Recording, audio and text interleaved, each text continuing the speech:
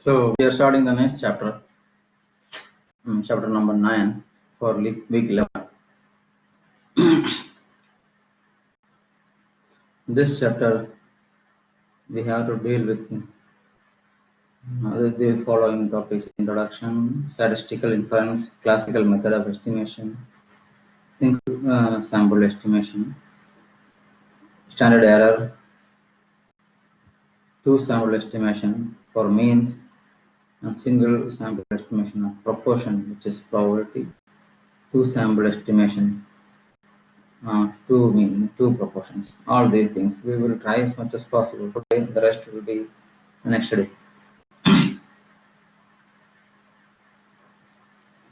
Introduction. One and two sample estimation problems. This is the chapter title. This chapter introduces the concept of statistical inference, the science of drawing reasonable conclusions about a population from the sample. So we get a sample data and we analyze the sample. We conclude about the population. That's what we are going to do in this chapter. Estimating population parameters is one of the most common types of statistical inference. So now we are in statistical inference chapter 9.2. Two primary methods are discussed here. First one is classical method, second one is Bayesian method. Bayesian method is not in our syllabus. We are supposed to discuss only classical method. Inference is based strictly on the information obtained from a random sample selected from the population. So we get a sample and we will conclude something about the population only based on the experiment on the sample, nothing else.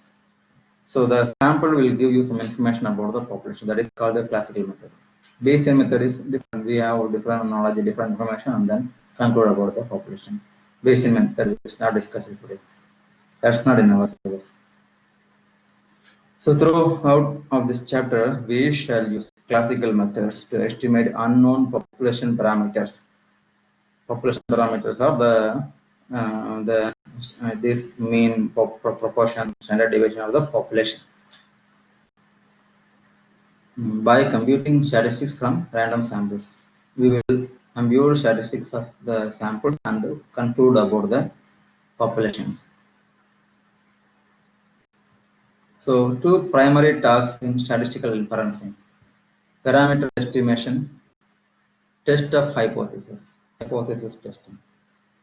Parameter estimation, and these two are the important tasks in this statistical inference. What is parameter estimation? Estimating the population parameter by using sample statistics. If you want to estimate population mean, we estimate sample mean. If you want to check population variance, we estimate sample variance. That's it. Now, test of hypothesis. Answer questions about a population parameter. Answer question. Yeah, there may be some hypothesis, assumptions, and we will conclude whether the assumption is true, can be accepted, or can be rejected. So based on our calculations about the sample. So two kinds of inferences we are going to discuss. One is parameter estimation. We want to know about the population mean, we estimate the sample mean. Similarly, all other parameters can be estimated.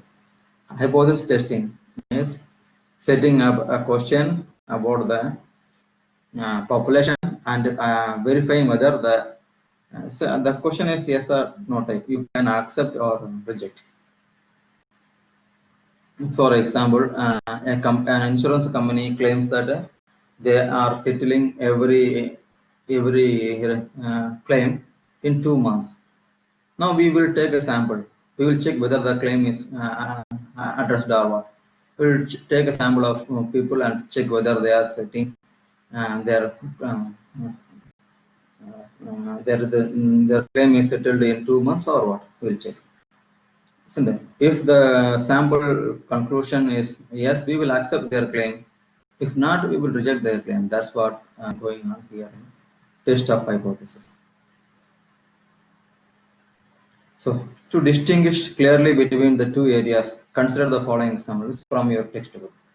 Candidate for public office may wish to estimate the true proportion of voters favoring him by obtaining opinions from a random sample of 100 eligible voters. Okay, the fraction of voters in the sample favoring the candidate could be used as estimate the true proportion. Assume that he is taking 100 voters, isn't it? If you count that out of 160 are supporting him, then 0 point is the probability. His proportion is 60%. Now that is the population parameter. Among the population, 60% are supporting him. That's the point. So that is.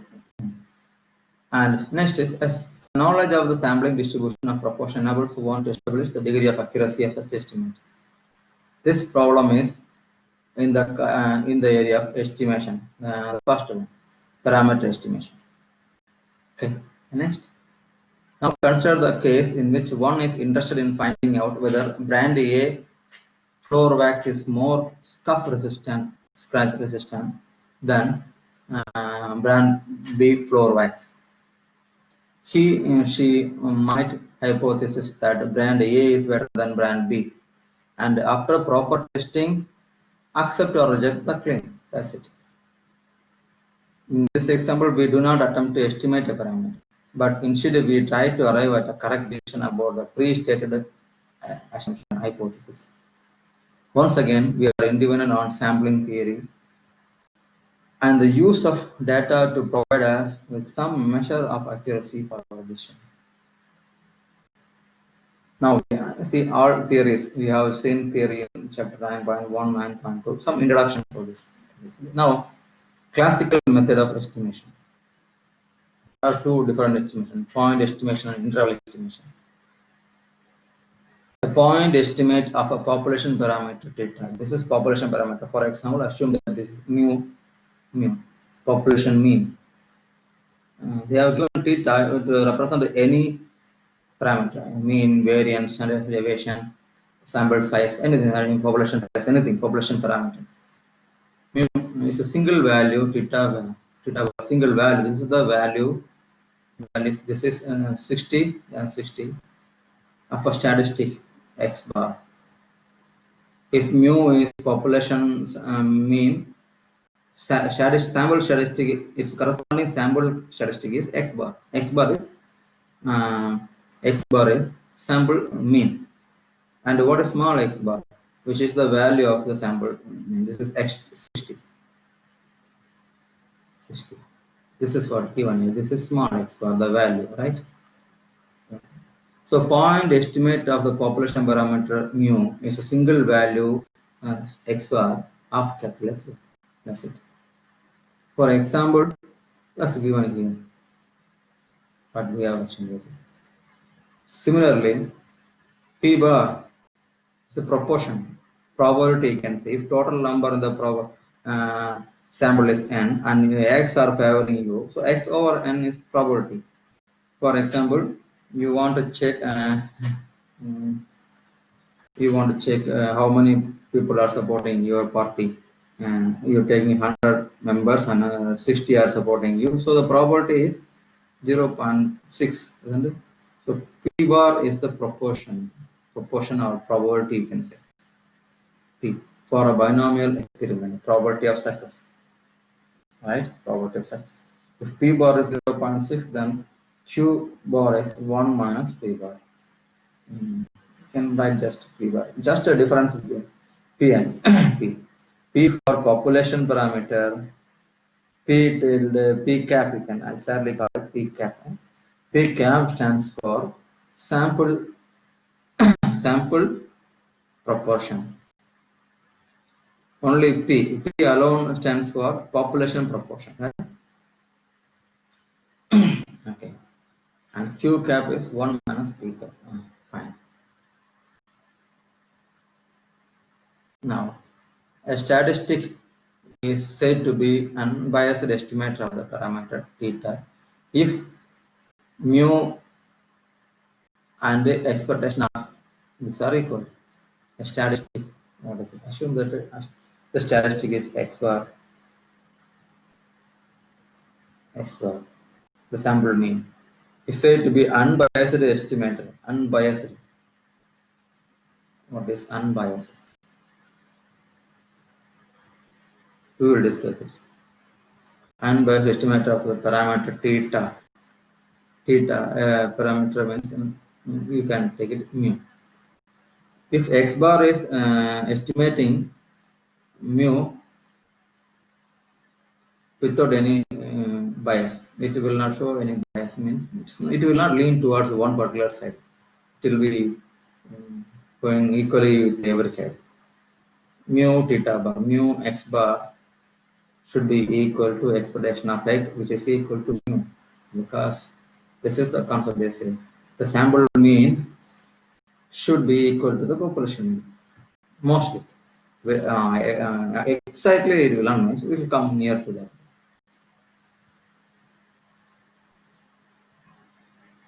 S square, the example for this statement is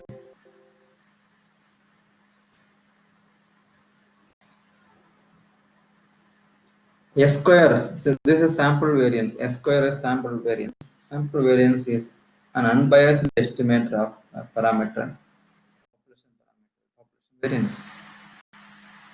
The proof is the textbook. We are not concerned about the proof. Definition. If we consider all possible unbiased estimators of some parameter theta, the one with the smallest variance is called the most efficient estimator of theta.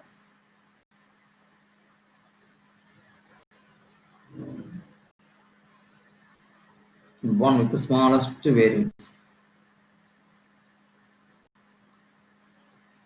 So most statisticians use the term minimum variance unbiased estimator, MVUE. What is a biased estimation? This is the population, isn't it? You want to check whether brand A is popular among these people. This is population, and we know that certain portion of people are using brand A, and these people are using other brands. And you are taking sample that involves a maximum of A and only few members from this one. Now, when you estimate this sample, you will find the sample is favoring brand A. So this sample is biased. If you want to take unbiased sample, you should have all equally. And if you choose a sample which is leaning towards one end, which is called biased, and then this is an example of biased sample. So I think the idea is clear. If you have more statistic estimators for a population parameter data, you have to choose the one which has smallest variance. Yeah, which one has smallest variance, right? Next, an interval estimate.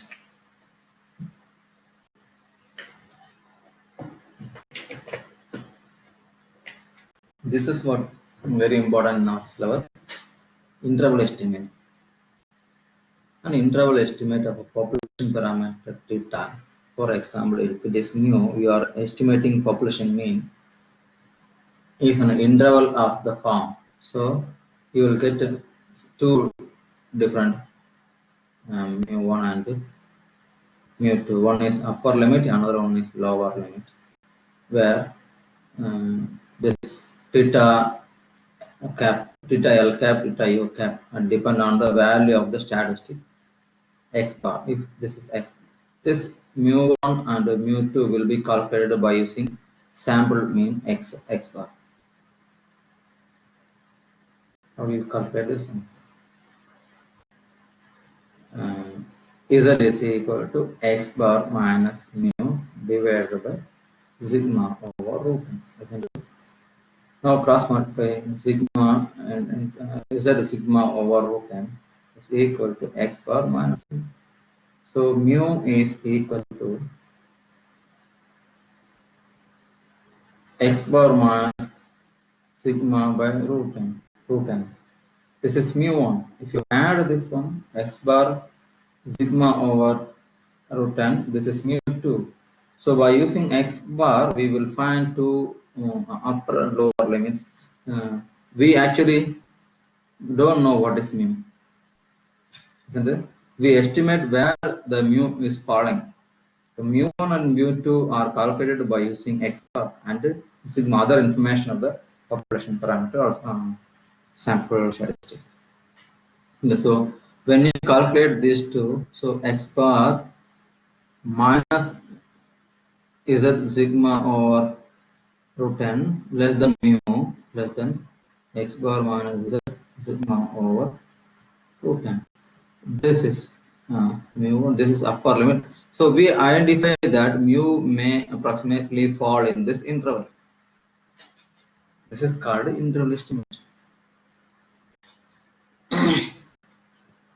That is an interval in which we would expect to find the value of the parameter. We would expect that the mu will fall in this interval if we are dealing with the population mean.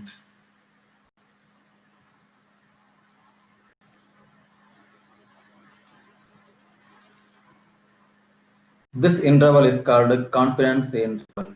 This interval is called a confidence. How much confidence? So the level of confidence is different. That is 95% we are confident that the interval, the population, if the population mean we don't know, and we are estimating the sample by using, and we want to predict the population mean. We calculate and get that the sample mean interval is 20 and 30.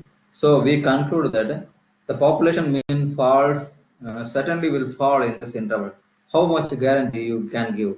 I am 95% confident that the mu will fall in this interval. So calculations based on this confidence level. This is called the confidence level, and this will give you. This is nothing but 1 minus alpha 100 multiplied by 100 percentage, isn't it?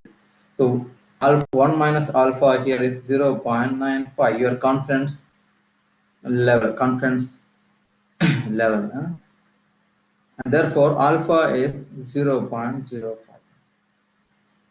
If you know confidence level, which is 1 minus alpha, then you can find alpha from the confidence level. And this interval is called the confidence interval. How we have confidence that some percentage confidence level, so that this population mean will fall in this interval. It's a level of stability, confidence. Is given by significant interval denoted by a confidence coefficient. Confidence coefficient denoted by 1 minus alpha. Right? So, if you know confidence level, you can get to the alpha value. If I give confidence level is 99%, this is nothing but 1. This will give you 1 minus alpha is 0.99. Therefore, alpha is 0.01. This way you have to find alpha from the confidence level. Our calculation is based on this alpha. What is the confidence you give? What is the guarantee you will give? Your interval will fall in this interval. Your parameter will fall in this interval. Single sample. Now we are moving to chapter 4. Single sample estimating the mean. Now you assuming that you have only one sample. Alpha with a very small number. We know that alpha is 0.05.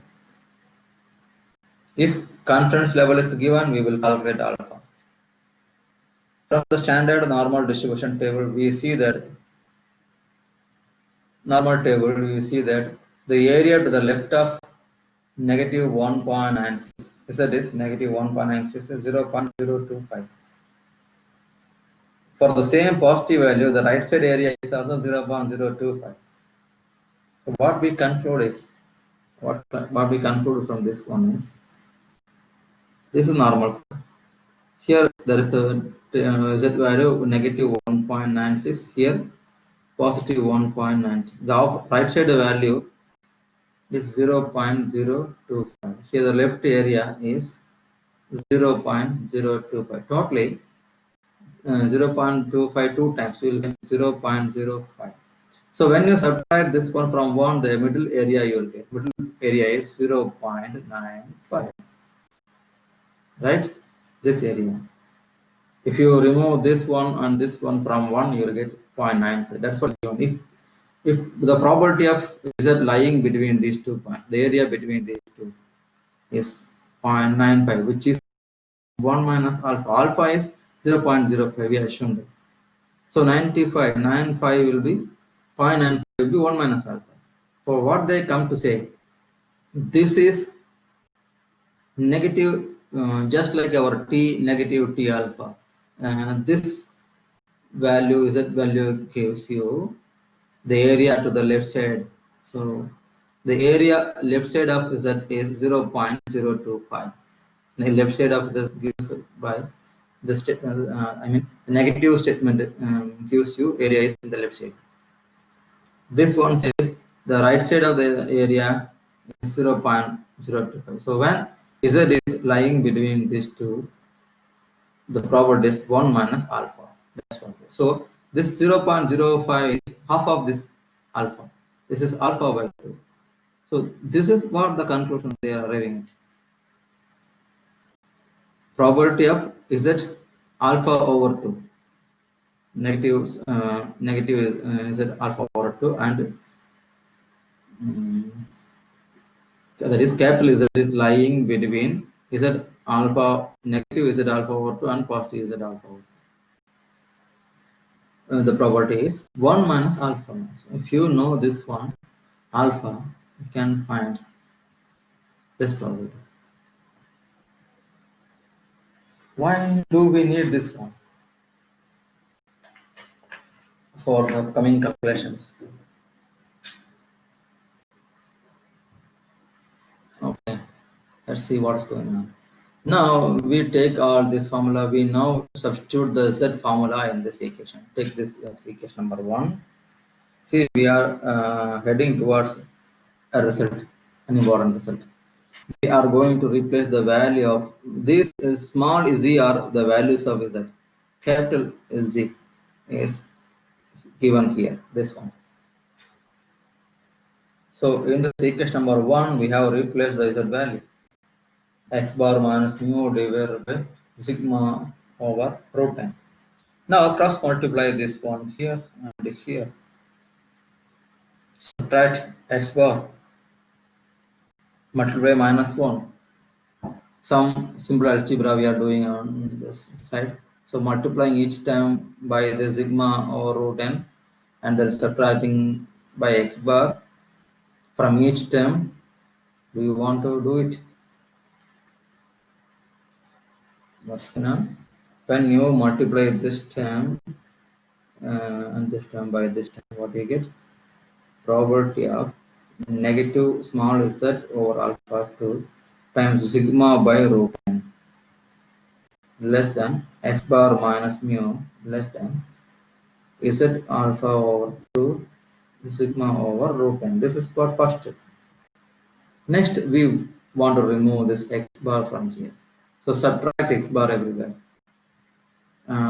Probability of negative x bar negative z alpha over 2 sigma over root n. So x bar is separated here, it will be only negative less than negative x bar plus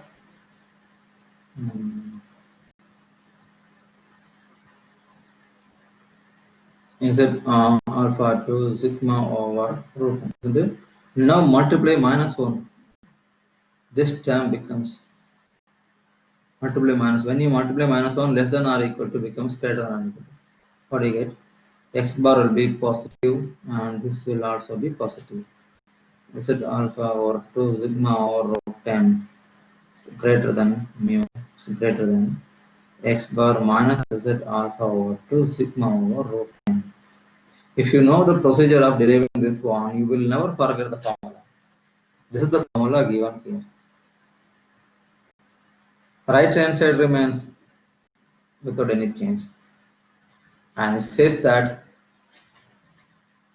the interval, this is the actual interval. 90, your confidence level is in the right side. That's the probability. If you have 95% confidence, then alpha will be pi 1 minus alpha will be 0.94. So for this confidence level, what is the interval for which you may fall, in which you will fall? The population parameter mu will fall in this interval. X bar minus z alpha over 2 should be found from the table. Alpha over 2 is the area to the right side of z. Isn't it? If you ignore this negative sign. Okay. This is what given. See, z will be found from the table for which alpha by 2 will be the area to the right side of z. So this is the confidence level. This property is 1 minus alpha. Confidence level, right? So this is what we are finding. When you don't know mu, you will estimate an interval in which the mu will fall. And probability of the mu to fall in this interval is 1 minus alpha. Right?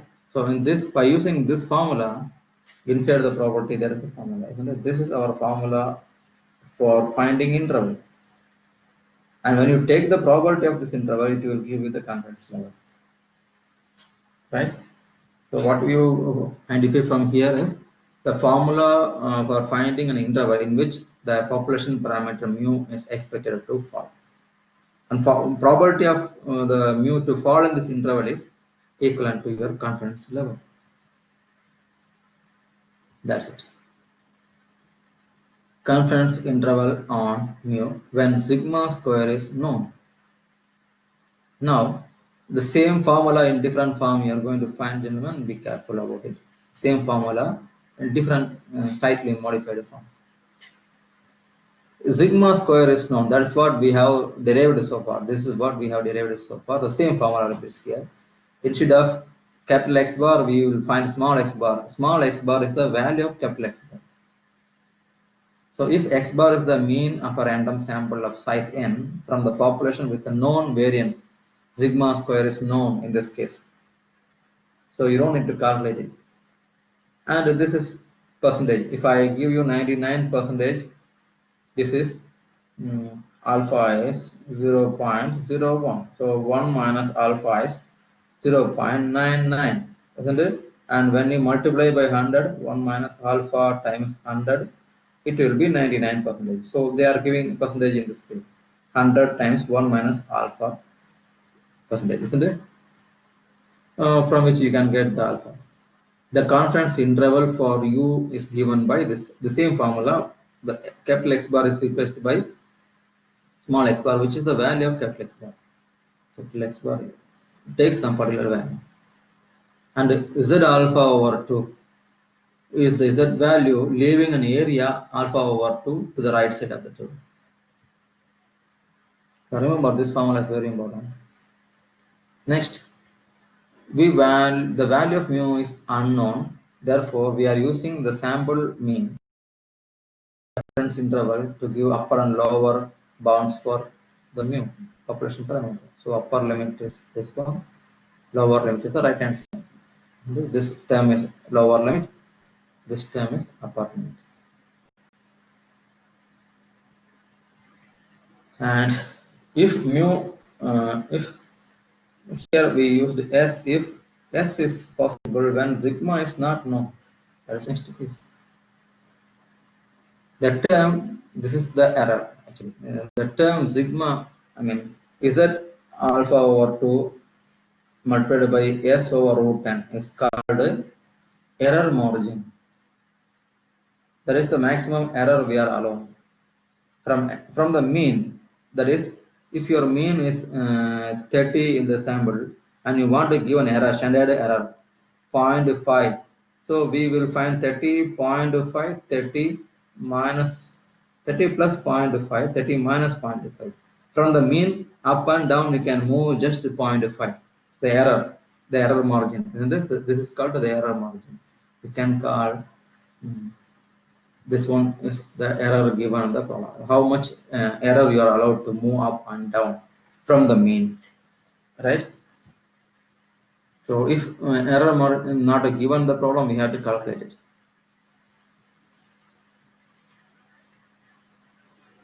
Suppose that we collect random sample of n measurements from a population. What they come to say is again error will not exceed. The maximum error is this one, will not exceed z over z alpha over to s times. If s is this is sample standard deviation. Sometimes it will be sigma, population standard deviation. If you know population standard deviation, we will use sigma here. Otherwise, s.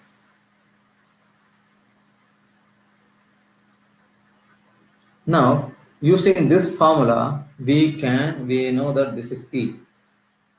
Error. E stands for error. In some textbook, it will be epsilon.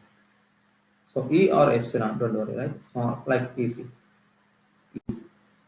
Error is Z alpha over 2 S over root n. And now we are going to derive a formula for sample size. How to find the formula? We want only n. So take the n to the right, to the left, and E to the right. What do you get? Root n is equal to Z alpha over 2 S or sigma. No problem. S or sigma by E. Now I don't want a root. Take square. N is Z alpha over 2 sigma over E whole square. This is the formula for sample size. So if your error should not exceed this value, this value, what should be the sample size? We can find the sample size. What should my sample size so that the error will not exceed the E value? Isn't it? We are going to solve some problems in this type. That's what I explained here. The formula of n has been derived here. Z alpha over 2 sigma over E whole square. And sometimes instead of Z alpha over 2, the formula is slightly different from that one. Instead is Z alpha over 2, we use the T alpha over T table. Why? The sample size is very small. If we don't know sigma, we know only S, isn't it? Sample standard deviation. Then we use T table. We calculate T by the same formula, x bar minus mu divided by S over root n. S over root n. S is sample standard deviation. Then instead of Z O alpha over 2, we will use T alpha over 2. That's it. For the same confidence interval, we will find, from the confidence interval, we will find alpha. And for the alpha, we will find alpha by 2. And then T alpha by 2 can be found from the table.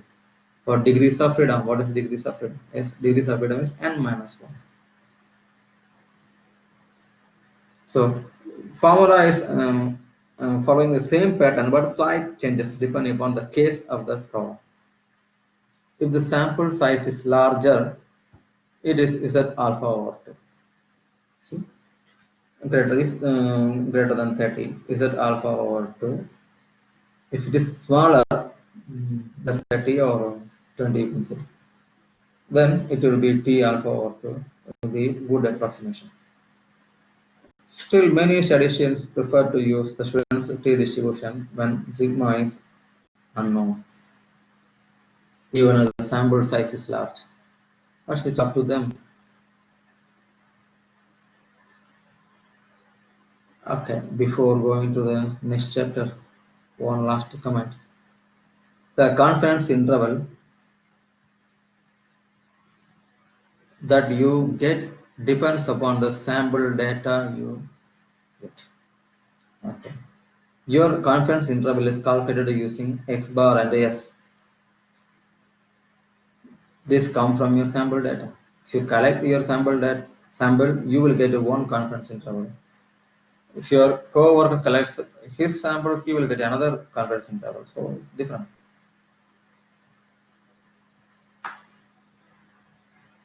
9.5 standard error of a point.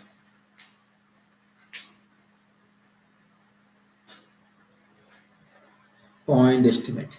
Standard error, the concept here.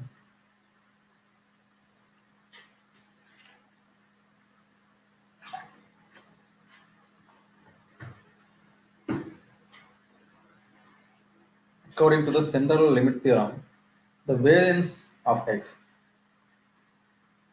is sigma square over n. That is the variance of x is sigma square over n. That we have seen this term before, the last chapter calculations. So the standard deviation is sigma. Standard error is sigma over root n. We want to we call this term as standard error of x. This is also called standard deviation of the sample x bar, and sample mean x bar, right? So standard error or standard deviation, no issue. Sigma is unknown and it is usually unknown. Then our best estimate of sigma is s. Sigma is population standard deviation. S is sample standard deviation. In other words, the sample standard deviation is our best estimate of the population standard deviation sigma. So if sigma is not available, you can use S over root n. That's what they come to say, which is the standard error of the sample mean x bar. Past tense exercise. For 5 chapters up to 9.1 to 9.5, we are now starting the exercise.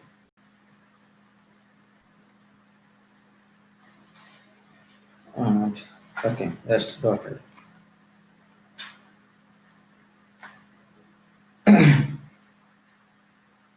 The researcher claims that the lifespan of mice can be extended by as much as 25% when the calories in their diet are reduced by approximately 40% from the time they are weaned. What do you get from this one? The restricted diet is enriched to the normal levels by vitamins and protein, assuming that it is known from previous studies that sigma is given here. We want the sigma. We want mean, average, all this information. Sigma is 5.8 months. How many mice? The question is how many mice? What is sample size? How many mice should be included in our sample? So what should be my mice, number of mice? That how many mice? I mean mice. How many mice should be included in our sample if we wish to get 99% confident that the mean lifespan of the sample will be within 2 months. The error should be 2. The mean should be within 2 months of the population mean. So if you know population mean and the sample mean should fall within 2 months of the, plus or minus 2, the error is given here. The sigma is given here. N is to be found. Now what is the formula for N? N is Z alpha over 2 sigma over E, because N and E will be replaced, whole square. This is the formula for N we have derived. Okay. We have all the terms. We have sigma and E value error. The only thing is to find is sigma Z alpha over 2. What is confidence level? Confidence level is 99%, which gives you 1 minus alpha, which is 0.99. Therefore, alpha is 0.01. What is alpha over 2? 0.005, dividing 0.01 by 2. This is alpha over 2. So, Z alpha over 2. From the table, you have to find the area to the right is 0.05. Z alpha over 2 says the area to the right is alpha over 2. It is Z 0.05005 says the area to the right side of Z is 0.005. So left side area is left side area is 0.995. So from the table of Z, find the Z value for which the left side area is 0.995. Go to the table and check. I write the answer here. This 2.58 or 57. Both are almost near to this value. Go to the area. You find this area 0.995 in the Z table, and from the left end and the top you will find 2.58.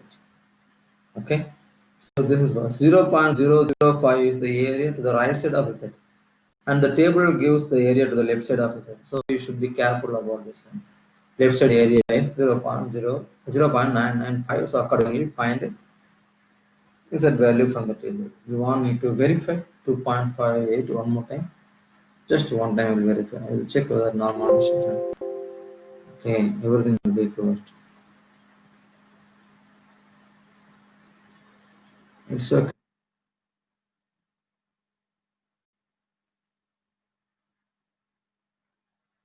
We'll open the normal curve.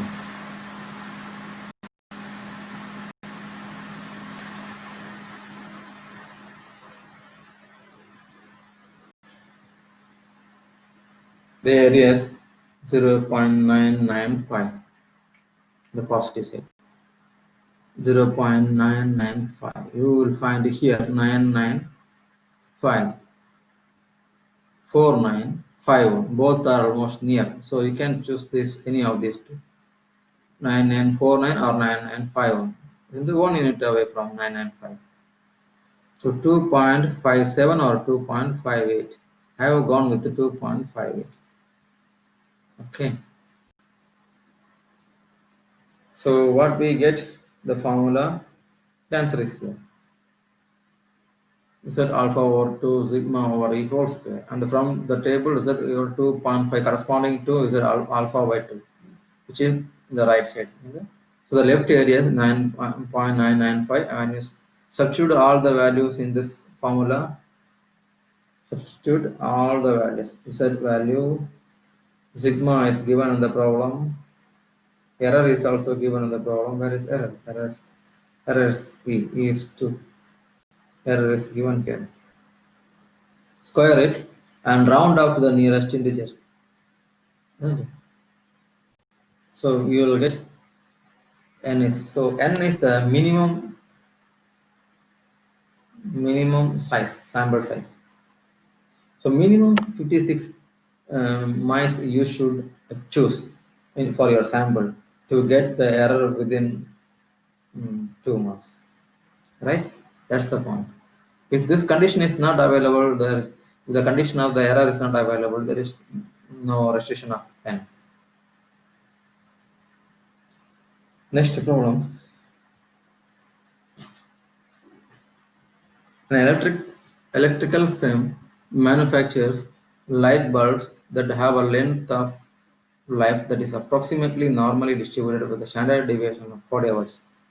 The sample of 30 bulbs have an average of 780 hours. Find 96% confidence level interval for the population mean of all bulbs produced by this firm. You gotta read it one more time and check what are the information available. Do you have mean? Do you have standard deviation? Yeah. So sigma is 40. Sample size. N is equal to small n is 30. Sample average. X bar. The value of X bar is 780. Confidence level 96%, which gives you 1 minus alpha is 0.96, which gives you alpha is what? 0.04. Therefore, what is alpha over 2? 0.02. This is alpha over 2. We got alpha over 2. Alpha over 2 is the parameter what we need actually. The area to the right side of z value. Now, what is the question? Population mean, confidence interval. You are looking for confidence interval estimate. You are going to find a confidence interval, 96% confidence interval for the population mean. And what is the formula? The formula for confidence interval, writing here. Confidence interval CI, the formula for confidence interval is x bar minus z alpha over 2 sigma over root n, less than mu less than x bar plus sigma z alpha over 2 sigma over root n. This is the interval. This is lower limit and this is upper limit. You have x bar, you have sigma, you have n, you have to find z alpha over 2. The right side area is 0.02. What is the left side area? Left side area is 0.98. So go to the table, check the z value that gives you left side area 0.98, and from the table I'm writing here it is 2.05, because alpha over 2 is the area to the right side of z value. So left side area should be 0.98. For this area, we will find z value from the table. Now, everything is done. Once z value is known, what is the lower limit? We denote it by theta low, theta cap lower. This one, x bar is 780 minus z value is 2.05 and sigma is 40 divided by root 30, and the answer is 765. Use your calculator. And theta upper limit, theta cap upper limit, this upper limit, notation of lower and upper limits. X bar is 780, the same numbers, but we should add them. 2.05 times 40 over root 30. You get 795. So we are finding error here and adding or subtracting the error with the sample mean, isn't it? Now the interval is, what is the confidence interval? Mu lies between 765 less than. So what we have done here, we have sample mean 780 and we have calculated that the entire mice life, isn't it? What is sample bulb, what is it? Okay. Electrical manufacture light bulbs that have a length that is approximately life length of the electric bulb, the average life length of the electrical bulbs that they produce lies between 765 and 795 hours, isn't it?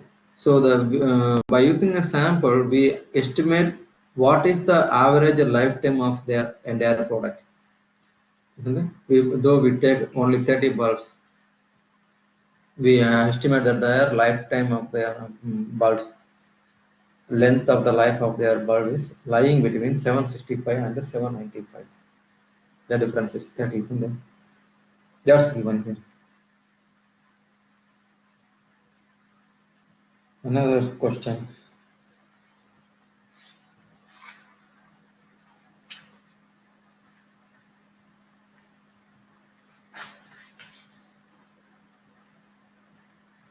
Random sample of 100 automobile owners in the state of Virginia shows that an automobile is driven on average So average is given, sample size is given. We collect this just information. That is n is equal to 100. Okay. What's next? X bar sample average is 23,500 per year. Standard deviation sigma is 3,900. Normally distributed. Confidence interval, confidence level is 99%. It's given here. So you are going to first construct the confidence interval. Next, the possible size of error we estimate.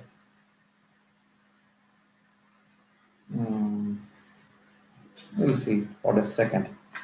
We solve first part, then we will go for second part.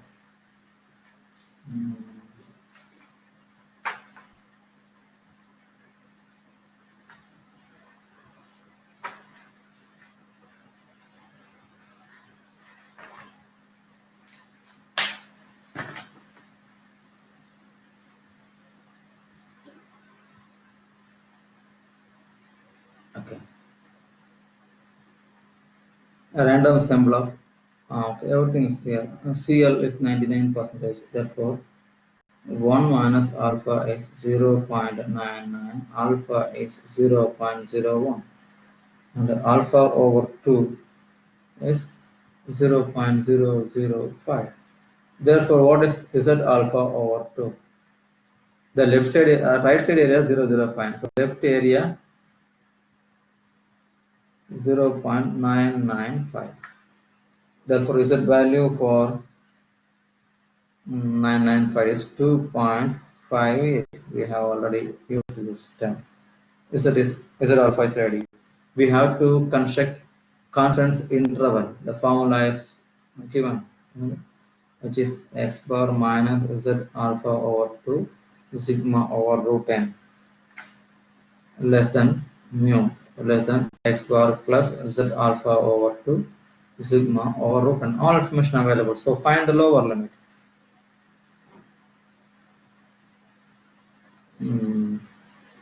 Theta lower, okay, which is x bar 23,500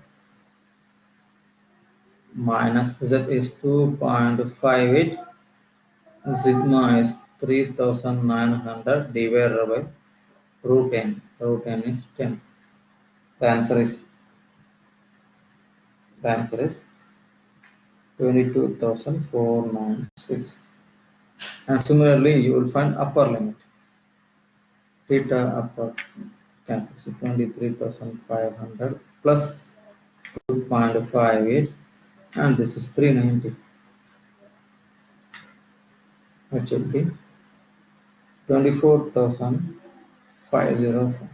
Now this is the confidence interval. The answer you will write like this: 22,496 less than mu less than 24,504. This is the confidence interval of mu. 99. So we will erase it. So okay. Question number B.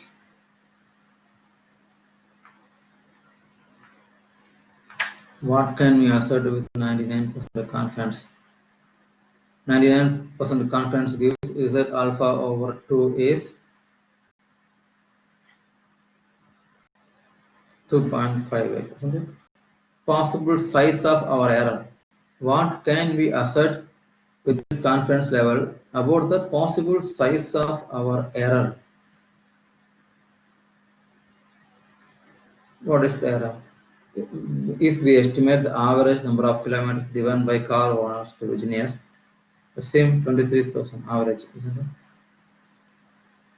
So we need the formula for error. Error formula E is Z alpha over 2 n over sigma.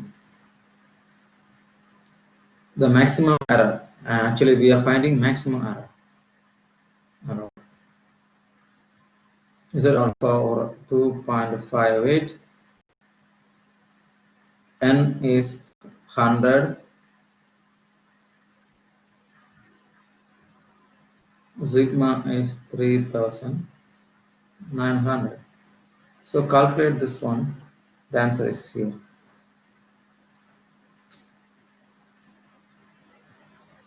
This is sigma over n. It's not n over sigma.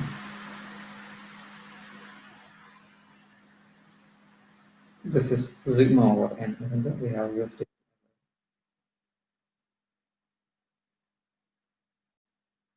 Sigma over root n. And sigma is 3900 and root n is square root of 100, which is 10. And the answer is the power term, you can see 1004. 1004.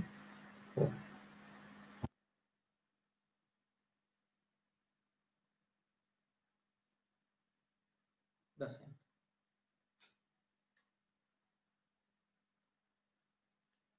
The next problem is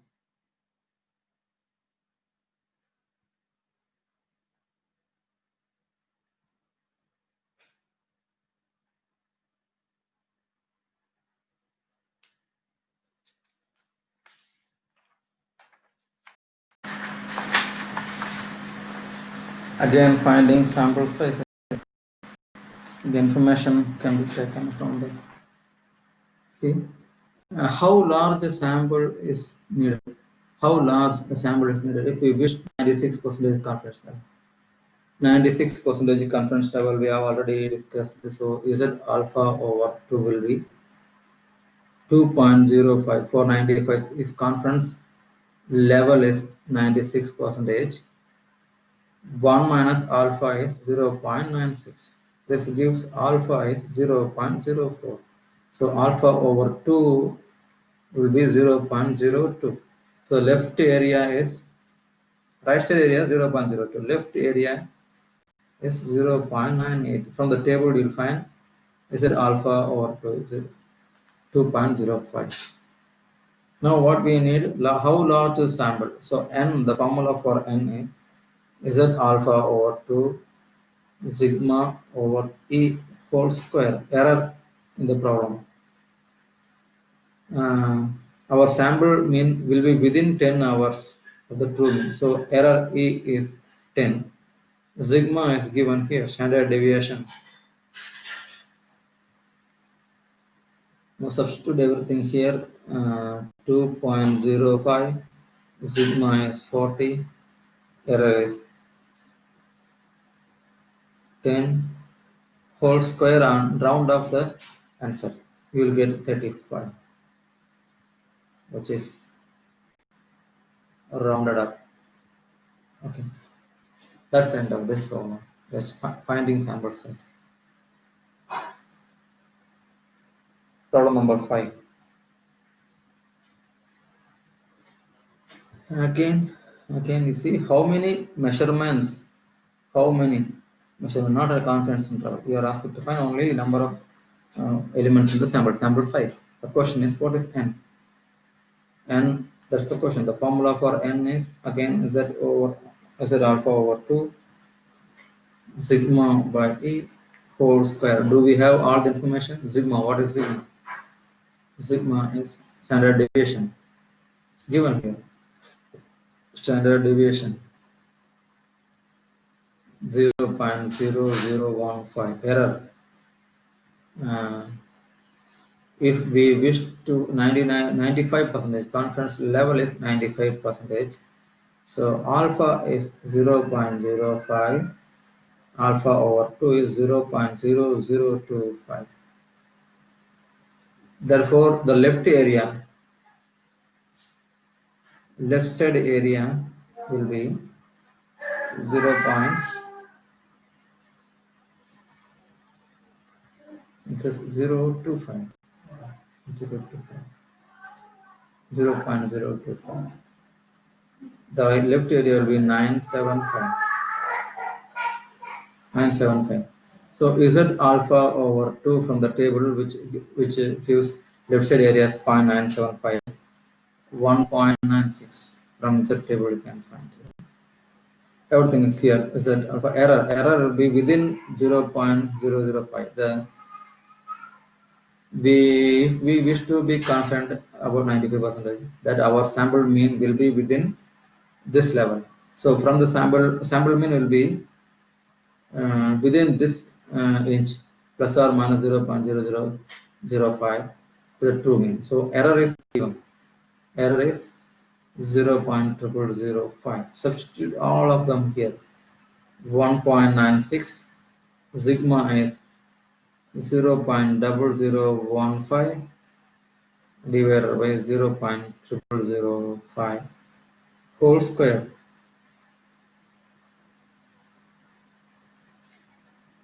You get the answer.